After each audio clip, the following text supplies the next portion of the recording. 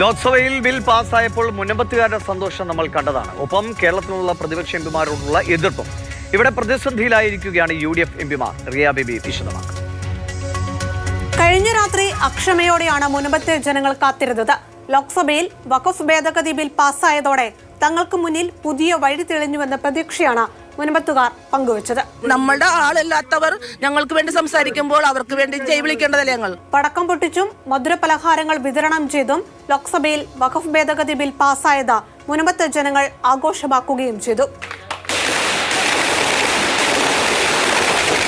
ലോക്സഭ പാസാക്കിയ വഖഫ് ഭേദഗതി ബിൽ മുനമ്പത്തെ ജനങ്ങൾക്ക് ആശ്വാസം നൽകുന്ന ബില്ലാണ് എന്ന നിലപാട് തന്നെയാണ് സിറോ മലബാർ സഭയും പങ്കുവച്ചത്. എന്നാൽ സഭ സ്വീകരിച്ചിരിക്കുന്ന ഈ നിലപാട് ഏതെങ്കിലും ഒരു പാർട്ടിക്കുള്ള തുറന്ന പിന്തുണയല്ലെന്നും സിറോ മലബാർ സഭയുടെ വക്താവായ ആന്റണി വടക്കേക്കര വ്യക്തമാക്കി. ഭരണഘടനാപരമായി സത്യപ്രതിജ്ഞ ചെയ്ത് അധികാരം നടത്തിക്കൊണ്ടിരിക്കുന്ന ഒരു ഗവൺമെന്റ് ഒരു തീരുമാനം എടുത്തിരിക്കുന്നു, നിയമം ഭേദഗതി ചെയ്യാൻ വേണ്ടിയിട്ട്. അത് ജനങ്ങളുടെ വേദന മനസ്സിലാക്കിക്കൊണ്ടാണ് അതിനെ അനുകൂലിക്കുന്നു, അതിനെ സ്വാഗതം ചെയ്യുന്നു. അതേസമയം മുനമ്പം വിഷയത്തിൽ യഥാർത്ഥ പരിഹാരം കാണാൻ വഖഫ് ഭേദഗതി ബില്ലിലൂടെ കഴിയില്ല എന്നതായിരുന്നു UDF നേതാക്കൾ ആവർത്തിച്ച് നിലപാട് വ്യക്തമാക്കിയത്. മുനമ്പത്തെ പ്രശ്നം കൂടുതൽ സങ്കീർണമാക്കുന്നതാണ് ലോക്സഭയിൽ പാസായ വഖഫ് ഭേദഗതി ബില്ലെന്നായിരുന്നു മുസ്ലിം ലീഗിന്റെ നേതാവും MLA-യുമായ MK മുനീർ വ്യക്തമാക്കിയത്. പാർലമെന്റിന് ഭരണഘടനാ വിരുദ്ധമായിട്ടുള്ള ബില്ലുകൾ പാസ്സാക്കാനുള്ള അവകാശമുണ്ടോ? ഇങ്ങനെയുള്ള എത്ര ബില്ലുകൾ പിന്നീട് കോടതികൾ ചോദ്യം ചെയ്ത് അതിനെ നള്ളിഫൈ ചെയ്തിട്ടുണ്ട് എന്ന് നമുക്കറിയാം. ബില്ലിന് മുൻകാല പ്രാബല്യമില്ല എന്ന കാര്യം കേന്ദ്രമന്ത്രി കിരൺ റിജിജു തന്നെ ലോക്സഭയിൽ വ്യക്തമാക്കിയിട്ടുണ്ട്. അങ്ങനെയെങ്കിൽ മുനമ്പത്തെ പ്രശ്നം എങ്ങനെയാണ് പരിഹരിക്കുക എന്നതായിരുന്നു പ്രതിപക്ഷ നേതാവായ VD സതീശൻ പ്രധാന ചോദ്യമായി ഉന്നയിച്ചത്.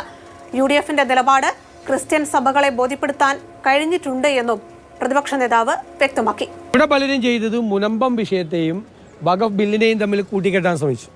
ഇപ്പോൾ പാസ്സാക്കപ്പെടാൻ പോകുന്ന ഈ വഖഫ് ബില്ല് എങ്ങനെയാണ് മുനമ്പത്തെ ജനങ്ങളെ സഹായിക്കുന്നതെന്ന് കൂടി പറയുന്ന ആളുകൾ വ്യക്തമാക്കിയാൽ നല്ലതായിരിക്കും.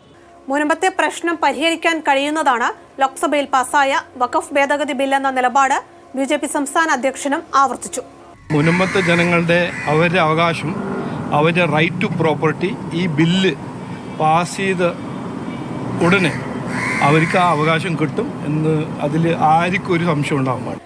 മുനമ്പം ജനതയുടെ സമരം 173-ാം ദിവസത്തിലെത്തി നിൽക്കുമ്പോഴാണ് വഖഫ് ഭേദഗതി ബിൽ ലോക്സഭയിൽ പാസ്സായത്.